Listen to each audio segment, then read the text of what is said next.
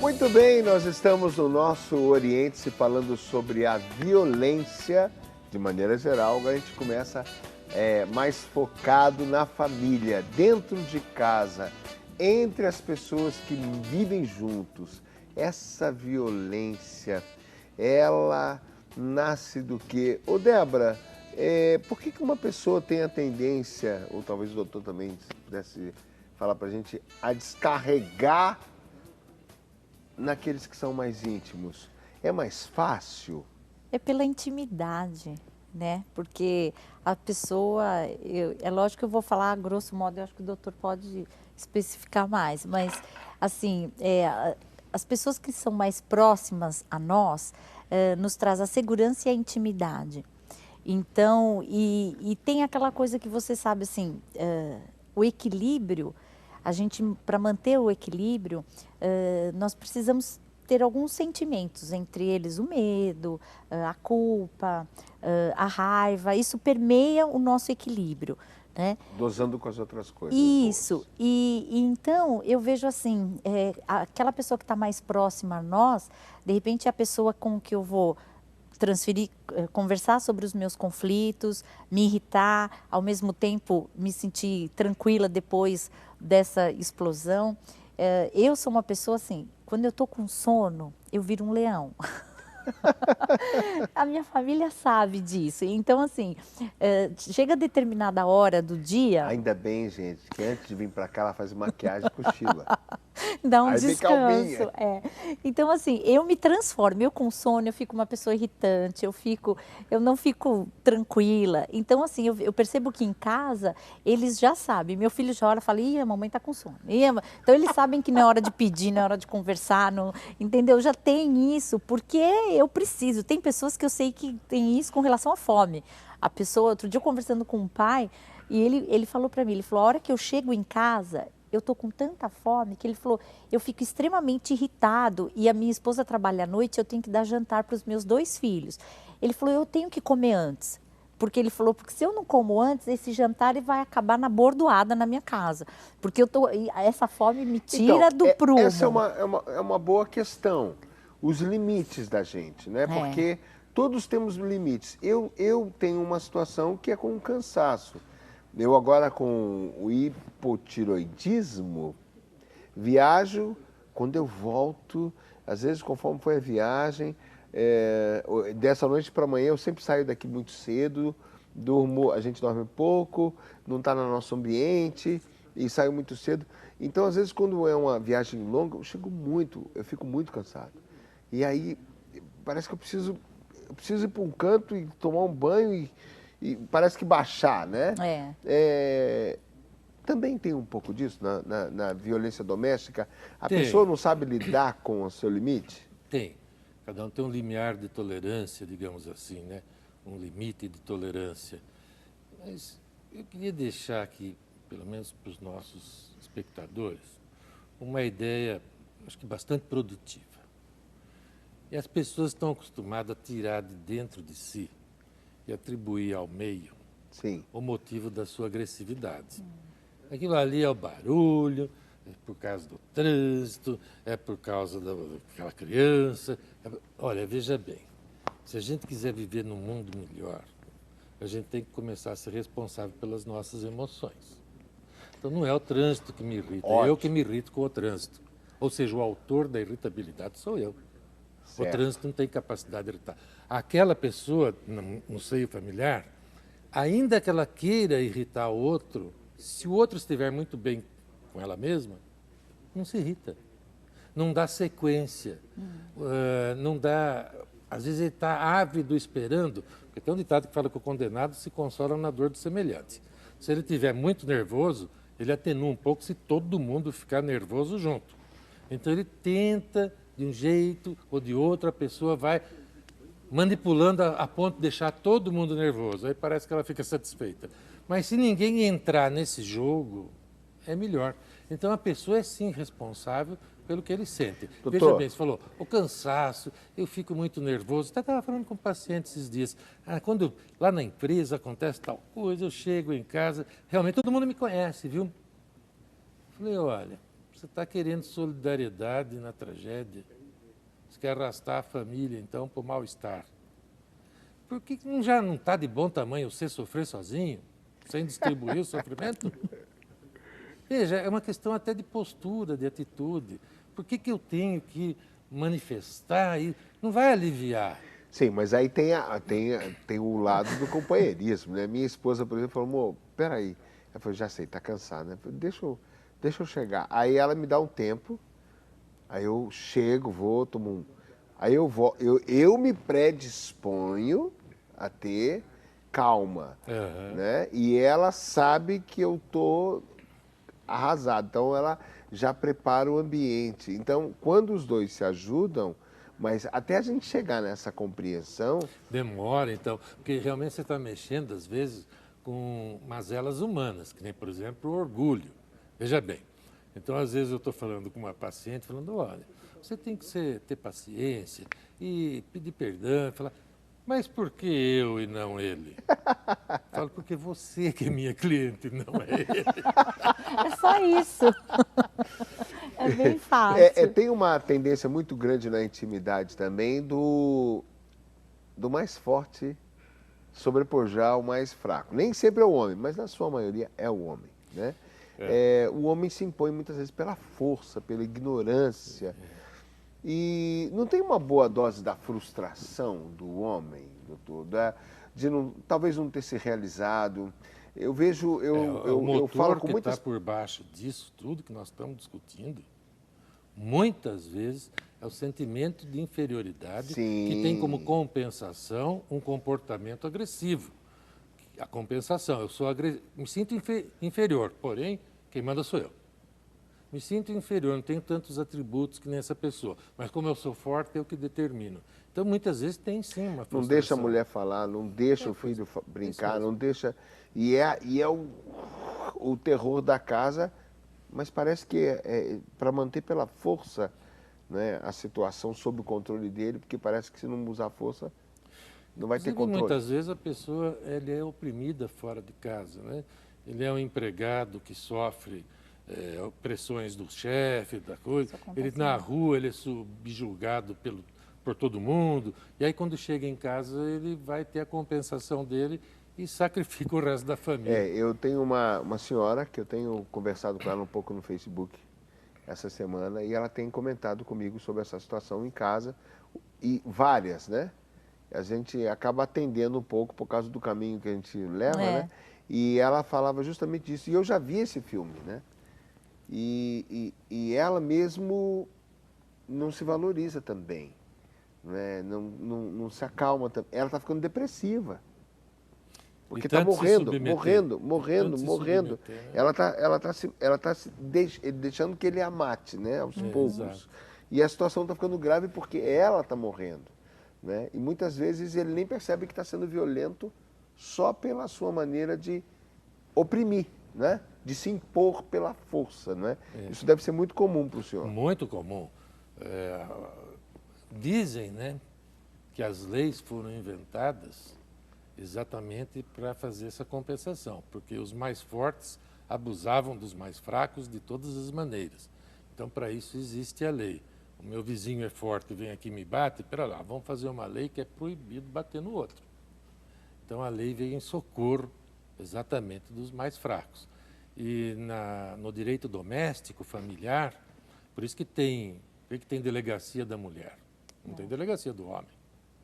Exatamente por uma ocasião no meu site, eu estava descrevendo violência doméstica como sendo qualquer tipo de violência que se aplica contra crianças, mulheres. E ponto. E eu recebi um e-mail de um país de língua portuguesa aí que estava lendo o site, da pessoa contestando, dizendo que ele era homem e apanhava da mulher. Esposa. Acontece. Então, eu na já realidade, ouvi falar disso precisa ver também. quem é que é o mais explosivo do casal. Muitas vezes aquela explosividade aflora tanto no homem como na mulher. E pode ser que ela não tenha uma agressão diretamente física, mas ela quebra objetos, bate porta e rasga papel. Isso. Até aqui a gente estava falando sobre essas reações que vem bastante da inferioridade, da irritabilidade com a situação, com a minha profissão. eu não sei, já com a minha também história familiar, e a minha tendência é partir para a ignorância, vamos falar assim. E lá, outro dia eu estava no Nordeste e um padre estava comentando comigo o quanto que ele sofria pela violência com as crianças. Né? Então, é violência com as crianças de todas as formas, né? Exato. Você não pode ver, você tem que comer isso, às vezes de uma maneira que é meio até agressivo, no sentido de forçar quase que fisicamente a criança a engolir e comer uma coisa. Tem pais que eu não sei qual é o objetivo, né? Mas que até querem que a criança saiba que eles estão tendo relação sexual. Então tem umas formas até de violência moral. Tem assédio moral, tem muito. Não é? Tem muitas formas de ser violento. É bom para dizer assim, para as pessoas entenderem que não é simplesmente também meter a mão, porque fica parecendo que é só esse tipo de agressão. E tem agressão psicológica, que é um negócio gravíssimo, né? Estabelecer comparações na família. Olha seu irmão como come direitinho. Olha sua irmã como é trabalhadora. Os rótulos, né? Os rótulos, né? Essa é uma violência psicológica que vai reduzindo a pessoa, a autoestima da pessoa vai sendo aniquilada, porque ele não se considera mais nada, já que ele não é nada. O irmão é isso, a irmã é aquilo, e ele não é nada. Então, esse assédio moral, essa violência psicológica é muito comum, muito frequente, inclusive negando a própria doença. Eu tenho um monte de cliente que não tem a doença emocional dele compreendida nem pela família. Fala, você vem inventar a história que você está deprimido. Eu é que tinha motivo para ser deprimido, que passei por tantas dificuldades. Você não, tem a vida boa. Olha, não falta nada aqui em casa, está tudo bem, você tem saúde. Cobrando da pessoa ainda que ela tem obrigação de não ser deprimida. Não entende a depressão como uma doença que não depende de quantas camisas a pessoa tem. Né? Tá, então a violência, a gente pode já concluir aqui que a violência tanto faz vítima pelo lado do agressor, porque ele pode ser uma vítima. Sim. Vamos falar assim, um louco, um inferiorizado, uma pessoa que está sofrendo até, vamos dizer, ela está até oprimida ou deprimida. Sim. E parte para a ignorância, como também a pessoa que é vítima da violência vai cedendo, entrando numa depressão e morrendo aos poucos. A violência faz os dois lados. Com certeza, isso acontece muito. Faz os dois lados, é ruim para todo mundo. Agora, dos fatores assim, que você estava falando, eu estava lembrando. O ciúme é um fator que gera muita violência. Gera. O álcool gera violência demais. As drogas geram muita violência. E no nosso mundo moderno, a tolerância também diminui, proporcional às carências materiais também. Quando a pessoa não está desempregado, está devendo, não tem dinheiro, diz o ditado que casa que não tem pão, todo mundo grita e ninguém tem razão. Ou seja, quando falta alguma coisa também na mesa, predispõe à agressividade, à explosividade, ao limite de tolerância, à impaciência. Quando a gente fala você acolher e abraçar o seu próximo, principalmente dentro de casa, é um apelo que a gente faz para que ele seja tolerante, que aquele defeito que o seu próximo está manifestando tenha um porquê. Se o sujeito está agressivo, batendo em todo mundo, será que não está ele se sentindo inferiorizado, agredido, qualquer coisa assim? Tem que ser pensado tudo isso. Tem. E, Débora, também tem uma questão assim, a gente também fica estressado de uma vida que você tem que sair tal hora, chegar a tal hora, fazer todo dia, não sei o quê, todo segunda, domingo, segunda. Não falta também um pouquinho da gente conhecer a si mesmo e descobrir para si mesmo aquilo que é vitalizante, aquilo que nos faz bem, um momento simples de se viver. Já não se tem mais um domingo no parque, já não se sai para a rua, você não vai tomar um sorvete na esquina. Essas coisas estão ficando fora de moda, parece. Eu falo muito nas minhas palestras a questão do prazer de voltar para casa. Que as pessoas vivem hoje num contexto em casa que muitos pais, muitas mães, muitos adolescentes não sentem o prazer. Porque quando volta para casa... Peguei com você. Pode falar. A casa virou um peso hoje na sociedade moderna, para muitos, com tantas coisas que a gente tem que ter? Porque quando eu chego em casa eu tenho que resolver muito, fazer muito, falar muito, e eu já estou por aqui. Então, esse voltar para casa requer, assim, mães que trabalham o dia inteiro, vão fazer curso, vão para academia, chegam 10, 11 horas da noite, pais também, porque sabe que em casa vão ter que resolver coisas, vão ter que educar um filho, vão ter que conviver com a esposa, vão ter que ser ou permissivos ou não, tomar atitudes, e isso incomoda algumas pessoas.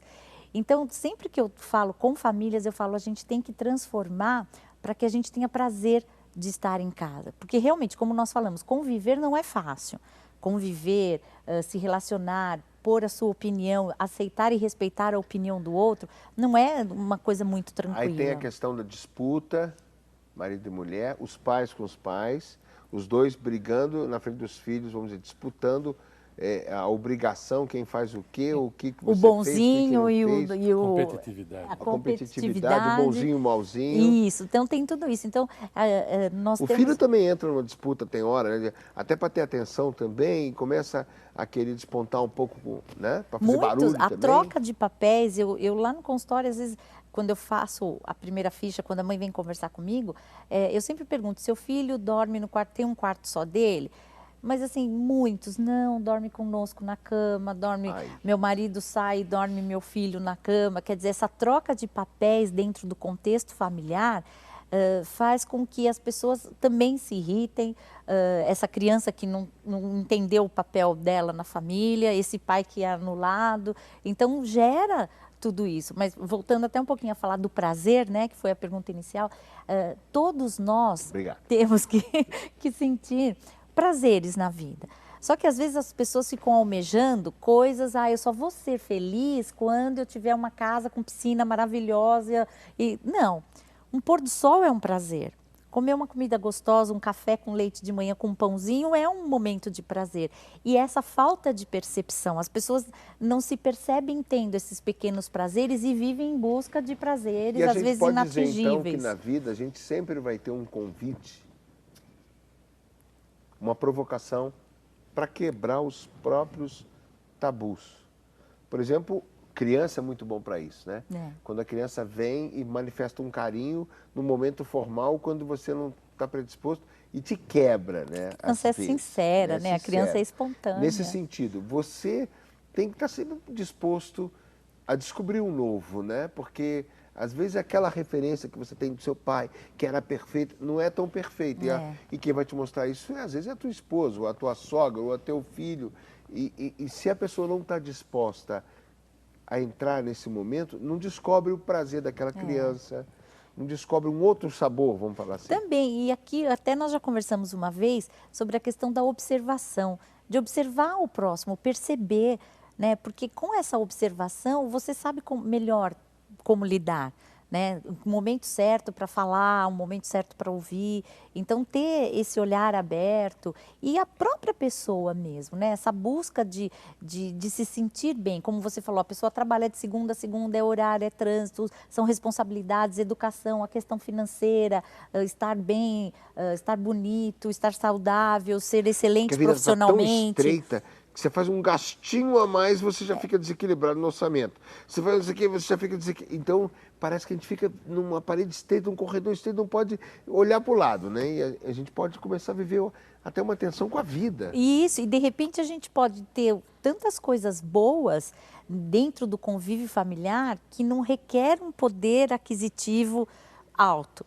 Né? É lógico, não no extremo de faltar comida na mesa, mas de se sentir bem com o que tem, de valorizar o que tem, né? Que isso é muito importante também. Eu sempre lembro do meu cunhado que comprava o carrinho de controle remoto para o filho, que ele não teve, e ele ficava frustrado que o filho pegava uma colherinha de pau e começava a brincar com a lama e deixava o carrinho de controle remoto e tinha muita mais alegria naquela.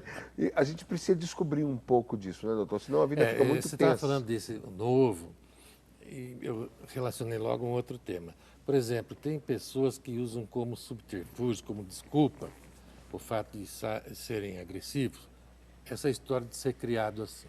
Eu fui criado assim, meu pai me criou assim, é por isso que eu sou desse jeito. Olha, isso não é desculpa. Você não é obrigado a passar para frente aquilo que você teve. Muito pelo contrário. Você pode usar uma experiência desagradável para melhorar o mundo, para não passar isso para frente. Senão o mundo não teria nenhuma evolução do comportamento humano, já que você é obrigado a repetir tudo que seu pai fez para você, logo seu filho vai fazer para o filho dele, e assim sucessivamente. Não, não é desculpa. Tem um ditado que é difícil de entender, mas quando entende é muito bonito. Fala assim, ó, você não é responsável por aquilo que o mundo fez para você, mas você é responsável com aquilo que você vai fazer com aquilo que o mundo fez com você. Nossa, é verdade. Tá certo. Entendeu? Tá certo. Tinha um samba antigo que dizia isso. Dizem que pau que nasce torto morre torto. Eu não sou pau, posso me regenerar. Exatamente. Era um samba muito bonito. O senhor se lembra, né? Lembro muito. Nós estamos aqui com o Dr. Geraldo, que é psiquiatra, estamos com a Débora, que é psicopedagoga, falando sobre essa questão tão delicada nos dias de hoje, que é a violência doméstica, e a gente precisa trazer ingredientes, trazer informações das origens disso tudo e mostrando um pouco desse lado gostoso, que a gente pode ter alguma possibilidade de vida, né, além desse quarteirão que nós temos nesse mundo nos cercando e que parece que não existe vida se não for assim. Eu gosto muito de, também uma coisa que me chama muita atenção, são os amigos. Estou me lembrando de um amigo aqui, tem pessoas ao nosso lado que vivem muito mais simples e que muitas vezes até nos desestabilizam, vamos dizer assim, né? Com tamanha simplicidade, se alegrando tanto com tão pouco, com uma coisa tão boba. Às vezes a gente olha, nossa, mas coisa boba, né? E a pessoa solta a pipa, a pessoa é antiquada, né? Porque hoje a pessoa fica dentro de um quarto, um jovem que fica dentro do quarto, eu sempre me incomodo muito com essa imagem, porque eu não fui um jovem assim. Eu ficava na rua até 10 horas da noite jogando bola e brincando de pique e tal.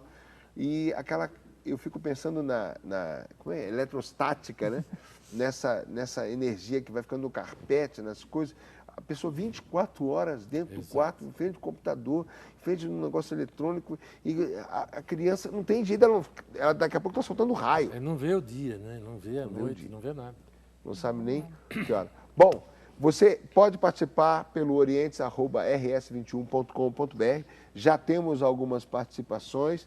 Depois do intervalo, a gente começa conversando direitinho e direitinho com você. A gente volta já.